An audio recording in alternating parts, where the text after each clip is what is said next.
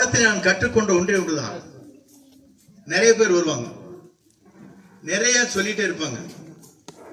அவருடைய அப்சர்வேஷன் நான் பார்த்தேன். அவர் கேட்டுக்கொண்டே இருப்பார், ஆனால் அடுத்த நாள் பார்த்தால் அது செயல்படுத்தப்படும். அப்படி என்றால் அதிகமா பேசக்கூடாதுன்னு அர்த்தம். பேசிட்டு நேரத்தை வீணாக்காத, கேட்டுக்கொண்டே இருந்து செயல்படுத்துகிற ஒரு முதலமைச்சர் தமிழ்நாட்டில் இன்றைக்கு இருக்கிறார். அவர்தான் நம்முடைய தமிழக வெற்றி கழகத்துறை தலைவர் தளபதி என்பதை நாம் நேரத்தை ஏனே சொல்கிறேன் சொன்னால், அதிகமா நீங்க பேசக்கூடாது.